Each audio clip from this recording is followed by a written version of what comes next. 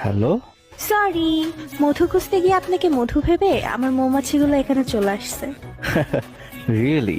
চিনছেন আমাকে? হ্যাঁ, আমার ডিপার্টমেন্টের জুনিয়র তুমি। জি। আপনি বাসা ভাড়া দিচ্ছেন না কেন? মাসের 10 তারিখ শেষ, এখনো ভাড়া পেলাম না। এভাবে চললে কেমনে হবে?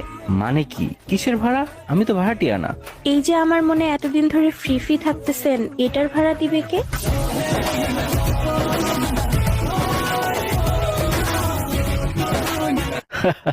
ভয় পেয়ে গেছিলাম। এইবার উইন্টার অনেক তাড়াতাড়ি শেষ হয়ে গেল, তাই না? হ্যাঁ, শীত তাড়াতাড়ি চলে গেছে। যাওয়াই স্বাভাবিক, আপনার হটনেসের সামনে বেশি দিন টিকতে পারে নাই। বাহ, এত ফ্লার্টিং!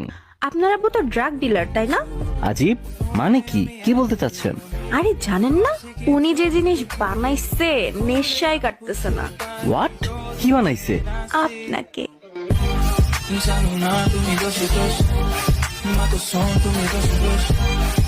ভাই রে ভাই, এইভাবে কে বলে? ভয় দিতেছো বারবার।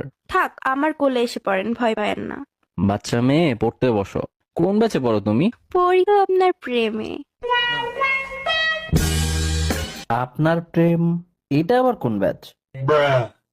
আমি কি একটু বেশি মোটা? কই না তো। তাহলে আপনার মনের ভিতর আমার জায়গা হচ্ছে না কেন?